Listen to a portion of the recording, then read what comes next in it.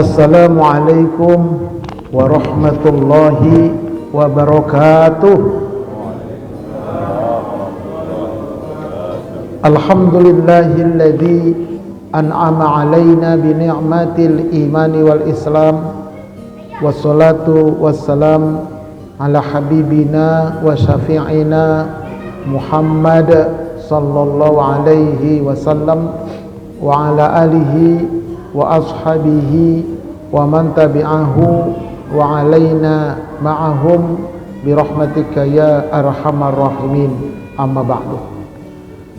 Kembali mari kita mengucapkan puji syukur kehadirat Allah subhanahu wa ta'ala atas berbagai macam nikmat dan karunia yang telah dan masih dianugerahkan kepada kita, sehingga pada malam hari ini kita masih dapat bermuajahah untuk mengikuti kajian Islam.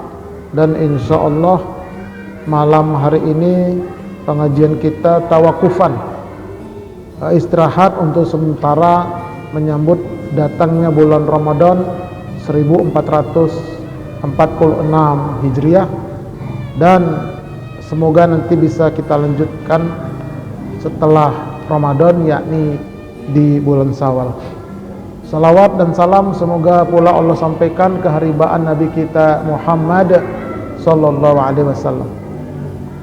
Baik bapak-bapak, ibu-ibu, jamaah salat maghrib, jamaah majelis ilmi Masjid Husnul Khotimah Pondok Jaya Manggarai, yang mudah-mudahan semuanya senantiasa dirahmati oleh Allah subhanahu wa ta'ala. Baik, seperti biasa saya informasikan bahwa saya punya channel di YouTube. Nama majelisnya Majelis Studi Dakwah Terapan, yang mengulas dan mengkaji materi-materi dakwah untuk dapat diterapkan dalam hidup dan kehidupan sehari-hari dengan channel Ustadz Arifin Purba Official. Kami menyelenggarakan beberapa kegiatan, diantaranya pesantren virtual Pondok Solat, yang mana ngajinya lewat Zoom setiap Sabtu malam Ahad. Kemudian ada kata-kata mutiara dari Imam Asy-Syafi'i, wa kam min fatan amsa wa asbaha dhahikan. Berapa banyak orang yang setiap pagi dan sore hari kerjanya hanya tertawa-tawa, hanya bersukaria, bersuka cita, bergembira, healing. Wa akmanuhu fil ghaibi tunsaju wa huwa la yadri. Sementara di tempat lain kain kafannya sedang dijahit orang, dia tidak tahu. Ini kata Imam Syafi'i. Artinya apa? Banyak orang yang lalai di dunia ini. Lalai, dianggapnya dunia ini selama-lamanya, dianggapnya dunia ini kekal abadi. Nah, sementara kain kafannya sudah dijahit orang, sudah disiapin orang. Nah, nanti tiba-tiba dia mati, akhirnya dibungkus sama kain kafan. Nah, na'udzubillahi min dzalik. Baik. Pada malam hari ini saya akan menyampaikan materi terkait tentang peristiwa Isra dan Mi'raj Nabi kita Muhammad sallallahu alaihi wasallam. Jadi Isra wal Mi'raj itu bukan untuk sekedar diperingati setiap tahun.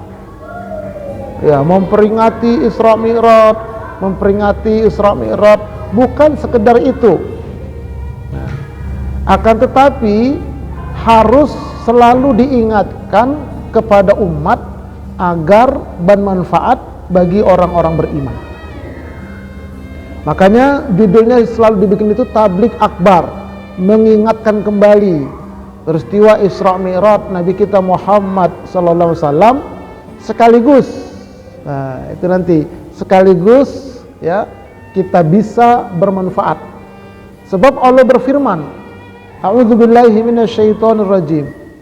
Wa dzakir fa inna dzikra tanfa'ul mu'minin.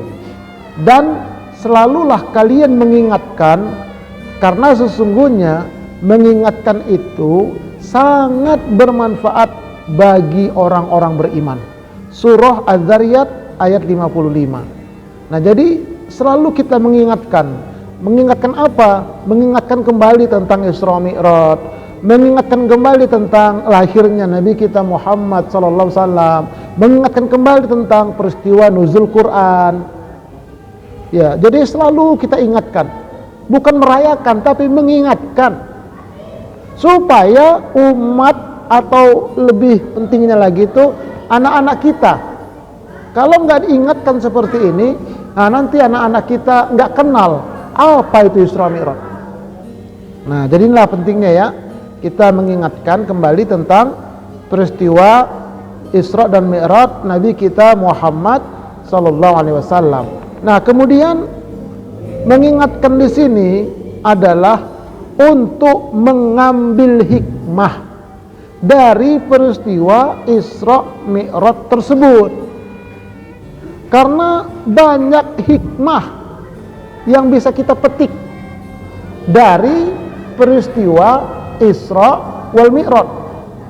Banyak sekali nikmat yang bisa kita petik, yang bisa kita ambil dari peristiwa Isra dan Mi'raj. Baik, sejarah dan latar belakang peristiwa Isra dan Mi'raj. Orang-orang kafir Quraisy Makkah waktu itu terus-menerus mengejek Nabi, menghina Nabi, menindas Nabi dan juga kaum muslimin. Tidak sampai di situ, banyak sekali intimidasi yang dihadapi oleh Nabi kita Muhammad sallallahu alaihi wasallam selama berdakwah di kota Makkah.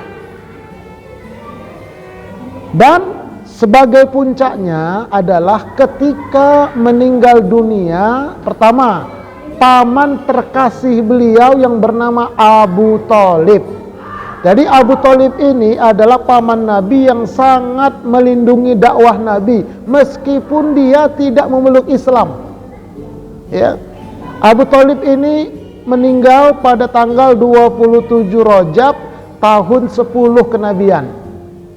Meninggal. Nah, kemudian diikuti meninggal istri beliau tercinta, yaitu Khadijah, yang juga telah berjuang dan berkorban untuk dakwah Islam yang dilaksanakan oleh Rasulullah SAW. Meninggalnya tanggal 11 Ramadan tahun 10 kenabian. Jadi tanggal 10 Rajab meninggal pamannya Abu Thalib. Tanggal 11 Ramadan meninggal istri beliau. Jadi Nabi sangat sedih. Nabi sangat kehilangan orang-orang yang mencintai Nabi dan orang-orang yang melindungi Nabi. Nah, jadi setelah mengalami ujian yang begitu berat, kesedihan yang begitu berat, lalu Nabi Muhammad SAW diberi hadiah yang benar-benar indah oleh Allah Subhanahu wa taala, yaitu di Isra dan di Mi'rajkan dari Masjidil Haram ke Masjidil Aqsa. Nah, menurut pendapat jumhur ulama ya, bahwa peristiwa Isra Mi'raj ini terjadi pada tanggal 27 Rajab tahun 11 kenabian atau 621 Masehi. 1 tahun setelah ditinggal oleh paman tercinta dan istri tercinta. Selama setahun itulah Nabi terus diejek, terus diteror oleh orang-orang kafir Quraisy Makkah. Nah, ini hamba-hamba Allah yang dirahmati oleh Allah Subhanahu wa taala. Baik, berbicara tentang Isra yang kita sudah hafal. Allah berfirman dalam surah Al-Isra ayat yang pertama. Ya, kita lihat. A'udzubillahi minasyaitonirrajim. Bismillahirrahmanirrahim.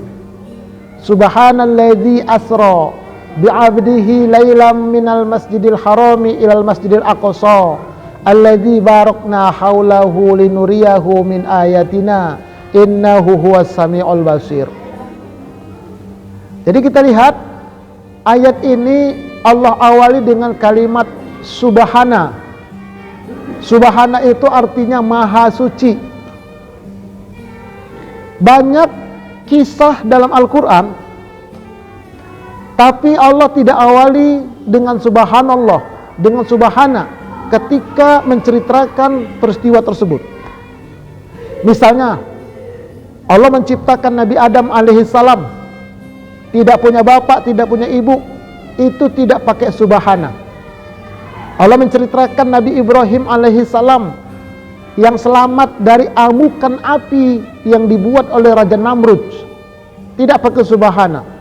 Allah menceritakan tentang Nabi Musa yang dapat membelah laut, Allah tidak pakai subhana. Tapi ketika Allah menceritakan Isra Mi'raj, maka Allah awali dengan subhana. Artinya apa? Artinya Allah pertaruhkan kemahasuciannya untuk menceritakan bahwa Isra Mi'raj itu betul-betul terjadi. Nah, itulah dia, subhanalladzi. Nah, kemudian kalimat subhana ini merupakan kalimat thayyibah dari sekian banyak kalimat thayyibah. Ya, pertama subhana, yang kedua masya Allah, yang ketiga insya Allah, yang keempat innalillah, yang kelima alhamdulillah. Nah, coba kita lihat. Kalau alhamdulillah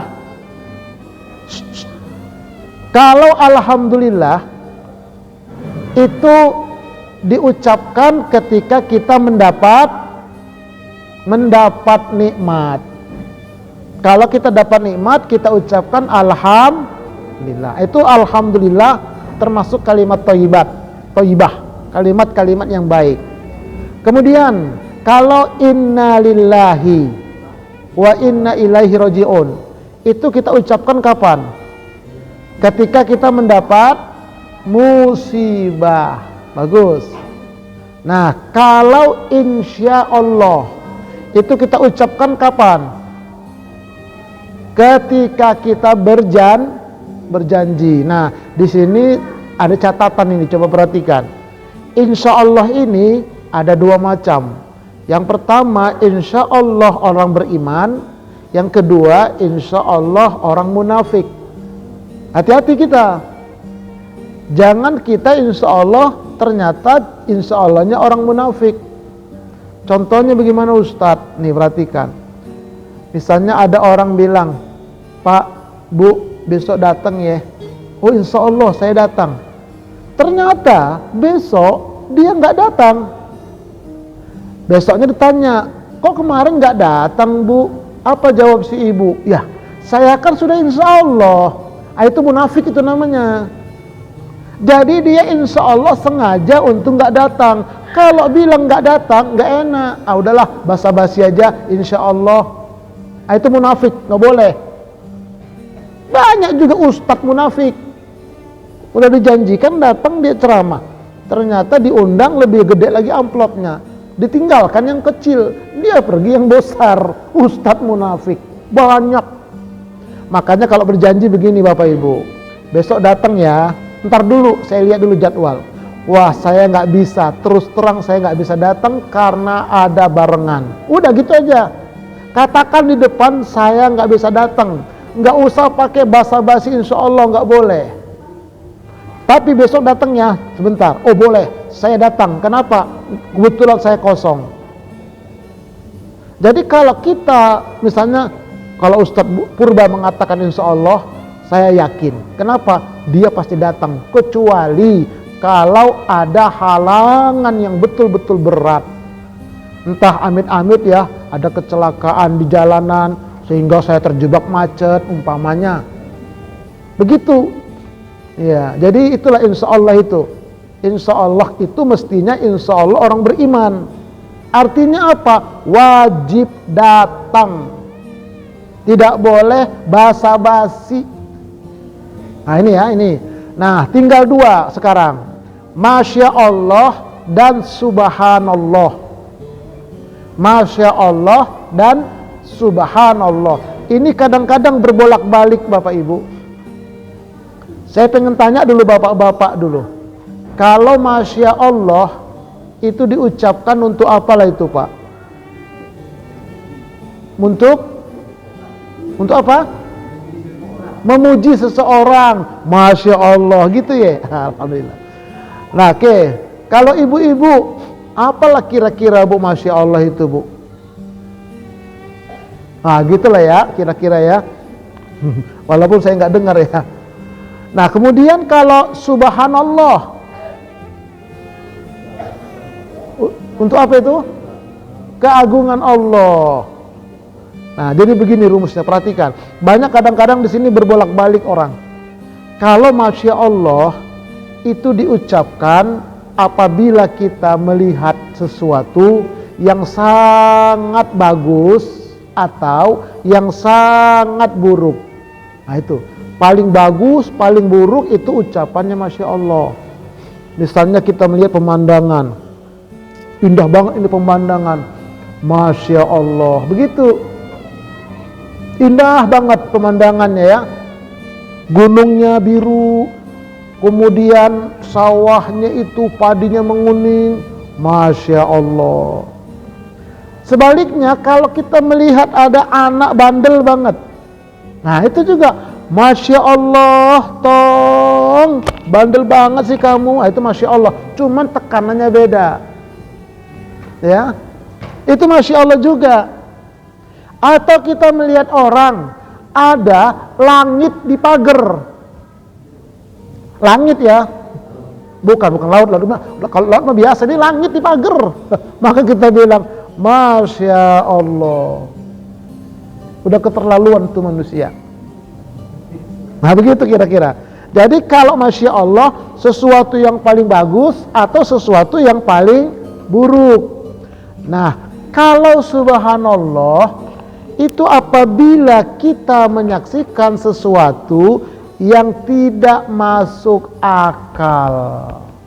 Makanya Isra Mi'raj enggak masuk akal. Diawali dengan Subhanallazi. Contoh, ada orang naik mobil di jalan tol, pecah bannya, bolak-balik tuh mobil, gedebang. 10 kali tuh mobilnya bolak-balik, hancur mobilnya. Begitu mobil berdiri, orangnya keluar, jalan sehat, nggak ngapa-ngapa. Makanya kita katakan Subhanallah. Nggak masuk akal nih, ente harusnya mati. Ente harusnya mati. Ternyata ente selamat, mobil udah hancur. Makanya kita katakan Subhanallah.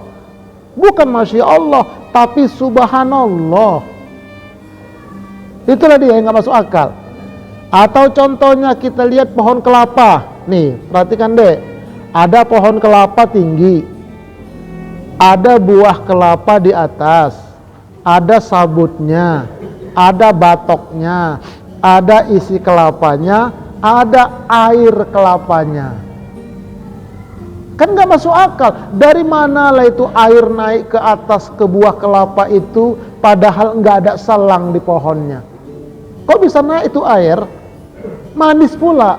Maka kita katakan Subhanallah. Nggak masuk akal. Telur sama ayam mana duluan? Kira-kira mana duluan telur sama ayam? Ada yang bilang telur Ustadz. Telur dari mana nelornya? Dari ayam. Ayam dari mana netesnya? Dari telur. Sampai botak pitak kepala kita, nggak tahu kita. Maka kita katakan Subhanallah. Air di lautan, ya, air hidup di lautan. tapi airnya, tapi ikannya nggak asin, padahal lautnya asin. Gimana itu? Subhanallah, laut begitu lebar, dalam, banyak airnya, kok asin? Siapa yang ngasinin? Subhanallah, kasih garam, garamnya dari mana? Orang garam dari laut. Ada yang bilang itu Ustadz, karena ikan dikejar-kejar nelayan, ikannya lari keringetan, jadi asin lautnya. Itu mah akal-akalan. Jadi kita katakan subhanallah, nggak boleh diganti. Apa gantinya? Misalnya melihat sesuatu yang luar biasa, dia ngomong begini, bujuk buneng, nggak boleh. Onde mande, nggak boleh. Nah, jadi kalau kita orang beriman, ada kalimat-kalimat thayyibah. Nah, inilah yang bisa kita petik satu dari ayat ini, surah Al-Isra ayat pertama, ya Al-Isra ini, subhanalladzi, subhananya ini menceritakan bahwa Isra Mi'raj betul-betul terjadi pada diri Nabi, sampai-sampai Allah pertaruhkan kemahasuciannya, dan ini merupakan kalimat-kalimat thayyibah. Oke. Nah, kemudian kita lihat perjalanan Nabi kita Muhammad sallallahu alaihi wasallam dimulai dari Masjidil Haram di kota Makkah menuju ke Masjidil Aqsa di Palestina. Jaraknya 1.500 km. Itu sekarang itu ditarik garis lurus. Kalau zaman Nabi dulu bisa 2.500 km. Kenapa? Jalannya belok-belok, muter-muter, jalannya susah. Sekarang udah jalan tol aja dibikin, apalagi pesawat. Zaman dulu kalau bawa dagangan sekali jalan 60 hari 60 malam. Naik kuda dipukul kenceng kudanya 30 hari 30 malam. Maka nggak masuk akal kalau Nabi cuma 1 malam. Kata mereka waktu itu. Nah, kemudian belum lagi perjalanan, kemudian dilanjutkan menuju Sidratul Muntaha, puncak tertinggi pengetahuan manusia, yaitu Isra Mi'raj, naik ke atas. Naik ke atas. Mi'raj dari mana? Dari Aqsa, Palestina. Tuh. Berapa jaraknya Ustadz? Ya Allah ya Rabb. Kita lihat ya, jarak bumi ke matahari itu 152.500.000 kilometer. Kecepatan cahaya 8 menit. Matahari terbit 8 menit baru nyampe cahayanya ke bumi. Nah, itu jarak bumi ke matahari. Kemudian jarak bumi ke satu planet namanya Neptunus. Kan ada Plato, ada Merkuri, ya kan? Ada Neptunus. Ini jarak bumi ke Neptunus itu jaraknya 4.335.000.000 kilometer. Kecepatan cahaya 4 jam. 4 jam matahari terbit baru nyampe ke Pluto. Begitu jauhnya. Dari mana Ustadz tahu? Dari Google. Ya bukan Google ya, Google. Memang diterangkan sana semua. Kalau enggak dari Mbak Meta. Sekarang kan ada Mbak Meta ya. Anak-anak sekolah pakai Mbak Meta, dia bener semua jawabannya. Nah, tapi akhirnya otak kita nggak ada isinya. Nah, itulah namanya ya Mi'raj. Jadi Isra Mi'raj itu dilalui Nabi hanya 1 malam, kurang lebih 8 jam. Dari jam 8 malam sampai jam 5 subuh. Nah, itulah yang dialami oleh Nabi. Nggak masuk akal kata orang itu. Kemudian Mi'raj dari Masjidil Aqsa di Palestina naik terus ke 7 lapis langit. Makanya Allah berfirman, wa banaina fauqakum sab'an shidada, dan kami bangun di atas kalian 7 lapis langit yang kokoh. Jadi matahari, bulan, bintang yang biru itu bukan langit, tapi batas pandang mata kita. Langit itu nggak kelihatan. Langit pertama itu, dari langit pertama ke langit kedua itu jaraknya 500 tahun perjalanan manusia dengan menggunakan kendaraan yang paling cepat dimiliki manusia. 500 tahun baru nyampe dari langit pertama ke langit kedua. Nah, kemudian langit itu punya pintu, wa futihatis sama'u fakanat abwaba, dan dibukakanlah pintu-pintu langit, maka terbukalah pintunya. Langit pertama dibuka, krek, di kolong langit kedua, di sana juga ada bumi, matahari, planet-planet, bintang-bintang, persis seperti di kolong langit pertama. Begitu terus sampai ke atas. Ini hadis riwayat Imam Muslim. Ya. Nah, kemudian dibukakan pintu langit pertama, ketemu dengan Nabi Adam alaihissalam. Dibukakan langit kedua, ketemu dengan Nabi Yahya dan Nabi Isa alaihimassalam. Di langit ketiga ketemu dengan Nabi Yusuf alaihissalam. Di langit keempat ketemu dengan Nabi Idris alaihissalam. Di langit kelima ketemu dengan Nabi Harun alaihissalam. Di langit keenam ketemu dengan Nabi Musa alaihissalam. Dan di langit ketujuh ketemu dengan Nabi Ibrahim alaihissalam. Disebutkan dalam hadis ini. Jadi betul-betul ketemu. Nah, kemudian di atas 7 lapis langit itu ternyata masih ada lagi tempat, belum sampai Sidratul Muntaha, belum. Di atas 7 lapis langit ada namanya arasnya Allah. Arasnya Allah itu digendong 8 malaikat. Arasnya Allah itu berada di atas air. Arasnya Allah itu terdiri dari 9 lapis. Ada aras pertama, kedua, ketiga, keempat, kelima, keenam, ketujuh, kedelapan, ke-9. Nah, dan kata Allah, wal malaku ala arjaiha wa yahmilu arsya rabbika fawqahum yauma idzin tamaniyah. Ada malaikat di pojok-pojok aras itu menggendong aras sebanyak 8 malaikat. Surah Al-Haqqah ayat 17. Yang lebih dahsyatnya lagi, Bapak Ibu sekalian, jarak aras pertama ke aras kedua itu jaraknya 7 kali kiamat. Ya Allah ya Rabb. Ustadz, ya, apa sudah pernah kiamat Ustadz? Sudah. Kapan? Sebelum Nabi Adam kita ini ada, episode sebelumnya itu udah pernah kiamat. Makanya ada surga, ada neraka. Ada orang disiksa, ada orang dapat nikmat. Jadi cerita surga neraka itu bukan hayalan, memang udah ada. Nanti ketika kiamat total, hancurlah 7 lapis langit dan bumi-buminya ini. Semua hancur kecuali aras. Di aras itu ada surga, ada neraka, jembatan Shiratal Mustaqim, dan seterusnya. Itu enggak hancur, dikekalkan oleh Allah semenjak diciptakan. Tapi 7 lapis langit dan bumi-buminya hancur. Dimasukkan surgalah, sebab yang masuk surga, masuk neraka. Allah ngapain Ustaz? Sementara 7 lapis langit dan bumi-buminya sudah hancur. Allah ciptakan episode yang baru lagi. Kita ini Nabi Adam sampai nanti kiamat nggak tahu episode yang keberapa sudah. Bah, begitulah Bapak Ibu sekalian. Ini jarang mungkin didengar ya, tapi perlu saya sampaikan supaya kita bisa mikir. Ustadz, nanti kita masuk surga, iya. Apa kita nggak reinkarnasi? Tidak ada reinkarnasi dalam Islam.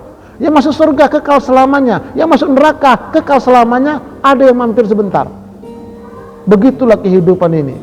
Nah, di atas 9 lapis kita lihat, pertama tadi bumi. Di atas bumi ada 7 lapis langit dan bumi-buminya pula.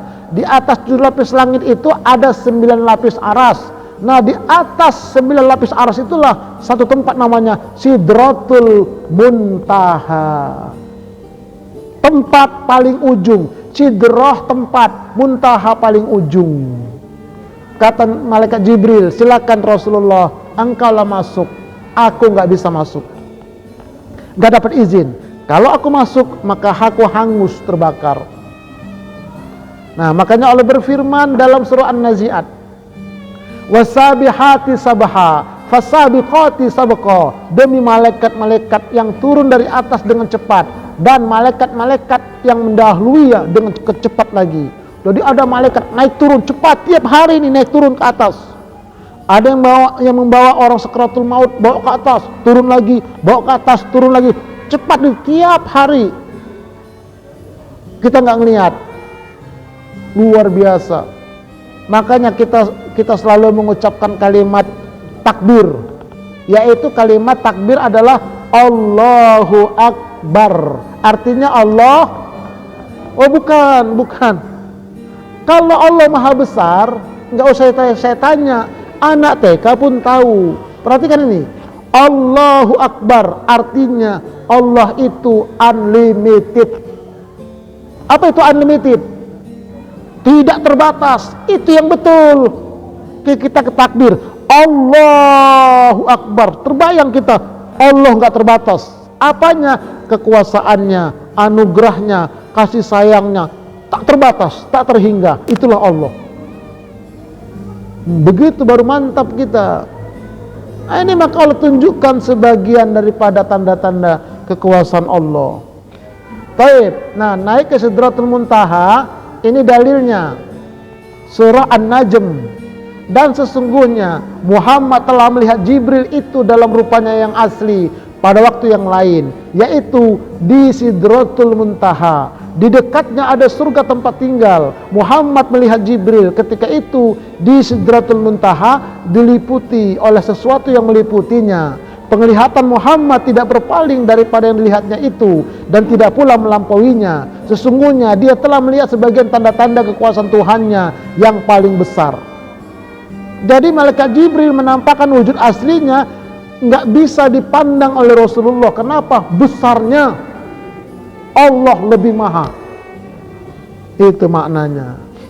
Baik, Isra Mi'raj ini karena nggak masuk akal, makanya dia merupakan ujian keimanan. Disebutkan dalam hadis Bukhari dari Ibnu Abbas, ya, pada firman Allah, dan kami tidak menjadikan penglihatan yang telah kami perlihatkan kepada Nabi Muhammad melainkan sebagai ujian bagi manusia. Ini surah Al-Isra 60. Hal itu adalah dengan mata yang telah dilihat oleh Rasulullah pada malam beliau di Isra Mi'rajkan ke Baitul Maqdis. Dan pohon kayu yang terkutuk dalam Al-Quran itu adalah pohon zakum yang diperlihatkan oleh Allah kepada Rasulullah di neraka. Jadi Rasulullah menceritakan Isra Mi'raj terjadi itu ujian keimanan. Ada orang yang semakin yakin dia percaya dia seperti Abu Bakar Siddiq, tapi banyak orang yang murtad seperti Abu Jahal, Abu Lahab, dan kroni-kroninya. Baik, oleh karena itu Isra Mi'raj ini adalah wajib mendasarkan akal kita pada iman. Sebab tanpa hal itu akal manusia gagal menerima, menangkap pesan-pesan yang terkandung dalam Quran dan Sunnah. Jadi begini, memikirkan, memahami Isra Mi'raj itu pakai akal tapi didasari iman. Jangan akal semata-mata. Kalau akal semata-mata nggak cukup akal ini menerima, nggak sampai otak ini memikirkan. Tapi kalau didasari dengan iman, qalbu, maka qalbu ini luas. Oleh karena itu sebagai orang yang beriman, Isra Mi'raj kita pikir secara akal betul terjadi dari Haram ke Aqsa ke Sidratul Muntaha, balik lagi, lalu kita dasari dengan iman. Semua itu adalah kehendak dan kuasa Allah Subhanahu wa ta'ala. Baik, sekarang kita lihat salah satu hikmah dari Isra Mi'raj itu. Selama ini kan sering kita dengar hikmahnya adalah menjemput perintah sholat 5 waktu. Udah paham kita itu, udah tamat. Ada lagi satu lagi, banyak lagi yang lain. Ini salah satunya lagi adalah Isra Mi'raj ini hikmahnya adalah sebuah pola menghadap kepada Allah, baik itu lewat sholat maupun lewat kematian. Kita akan menjumpai Allah kapan? Sholat. Kapan? Mati. Itulah Isra Mi'raj. Nah, kita lihat ya, Nabi Muhammad SAW menghadap Allah waktu masih hidup dengan cara Isra Mi'raj. Isra Mi'raj itu pelakunya adalah Nabi Muhammad SAW sebagai insan, sebagai manusia. Siapa lagi? Yaitu Nabi Muhammad sebelum berangkat dibelah dadanya. Ini hadis sahih, dari tenggorokan, bawah tenggorokan sampai ke bawah pusar. dibuka, dicuci perutnya, diambil kolbunya, jantungnya, dibelah, dicuci dengan air zam-zam, dibersihkan semua kotoran-kotoran batin, penyakit-penyakit kolbu. Ustadz, Nabi Muhammad kan sudah Nabi, walaupun Nabi masih ada sedikit kotoran. Kenapa? Karena akan menghadap Allah yang Maha Suci. Makanya harus betul-betul suci, itu dibersihkan. Nah setelah itu didatangkan buruk. Selama ini buruk itu yang kita lihat adalah, yang kita ketahui adalah lebih kecil daripada kuda, lebih besar daripada keledai. Dia bersayap, warna putih. Nah buruk ini sebetulnya kalau dalam ilmu kekhususan, buruk ini adalah, dia itu kalimat tahlil, la ilaha illallah. Itulah buruk, la ilaha illallah. Kenapa? Karena dengan kalimat la ilaha illallah kita bisa ketemu dengan Allah Subhanahu wa ta'ala. Nabi bersabda, man kana akhiru kalamihi la ilaha illallah dakhala jannah. Orang yang bisa mengucap ketika mau matinya la ilaha illallah akan masuk surga, bertemu sama Allah. Orang yang tidak bisa mengucap la ilaha illallah nggak bisa ketemu Allah. Makanya buruk itu adalah kalimat tahlil la ilaha illallah. Nah kemudian Malaikat Jibril sebagai mursyid, sebagai pembimbing. Kita ini kalau mau ketemu Allah, mengenal Allah, harus punya mursyid. Apa itu mursyid? Ustadz pembimbing. Tapi yang betul-betul ustadz itu membimbing, mengajari umat, memberitahu umat akidah yang benar, iman yang benar, tauhid yang benar, ihsan yang benar, ibadah yang benar, baru nanti insya Allah bisa ketemu Allah. Kalau enggak nyasar, kebanyakan kata Nabi, ustadz itu mengajak ke jurang neraka. Hati-hatilah. Apalagi kalau ustadz mengajak kepada kelompok, ustadz mengajak kepada aliran, itu semuanya menyesatkan. Bangga dengan kelompok, bangga dengan keturunan, bangga dengan macam-macam, itu adalah menyesatkan. Tapi kalau dia mengajak kepada Quran dan hadis, bagaimana ulama yang 4 mengamalkan, bagaimana para tabi'in mengamalkan, itulah yang bisa mengantar menghadap Allah Subhanahu wa ta'ala. Nah oleh karena itu, Nabi pernah bersabda, dari Anas bin Malik, ia telah berkata, telah bersabda Rasulullah SAW, aku didatangi malaikat, kemudian mengajakku ke sumur Zam-Zam, lalu dadaku dibedah, kemudian dibasuh dengan air Zam-Zam, lalu aku dikembalikan seperti semula. Hadis Imam Muslim nomor 235. Pertanyaannya, Ustadz, apakah kita bisa Isra Mi'raj? Bisa. Datang dari rumah ke masjid ini, kita adalah Isra. Kita sudah berwudu, mandi. Nah kemudian Mi'raj, kita salat Mi'raj kepada Allah. Kenapa? Karena as-salatu mi'rajul mu'minin. Salat itu adalah mi'rajnya orang Nah cuman masalahnya Ustadz, kok nggak nyampe-nyampe saya mi'raj, pikiran saya kemana-mana Ustadz. Nah ini dia masalahnya. Karena salat itu ada salat zahir, ada salat batin. Salat zahir itu adalah secara syariat, dia lengkapi syarat rukun dan pembatal-pembatalnya. Kemudian secara thariqat, dia cara-caranya benar, tata cara yang ikuti Nabi. Tetapi secara batin adalah hakikat dan ma'rifat. Tersimpul dalam hadis, anta'budallaha ka'annaka tarahu fa in lam takun tarahu fa innahu yaraka. Engkau menyembah Allah seolah-olah engkau dapat melihat Allah. Jika engkau tidak dapat melihat Allah, yakinlah engkau sedang diawasi oleh Allah. Inilah hadis riwayat Imam Muslim. Namanya ihsan.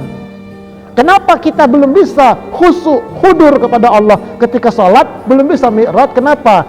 Karena batin kita masih banyak kotoran-kotoran, masih banyak penyakit-penyakit kolbu, riya, ujub, takabur, tamak, rakus, pelit, medit, buntut kasir, korek, semelekehe, dan sebagainya. Itu penyakit-penyakit kolbu. Makanya wajib kita membersihkan. Qad aflaha man zakkaha wa qad khaba man dassaha. Sungguh beruntung orang membersihkan jiwanya, dan sungguh rugi orang mengotori jiwanya. Bagaimana cara membersihkan jiwa? Kita sudah ngaji tahlil yang benar, apalagi ibadah saum Ramadan, karena puasa Ramadan adalah pembersih jiwa. Mudah-mudahan bermanfaat untuk kita dan keluarga kita semua. Kita tutup dengan doa kafaratul majlis.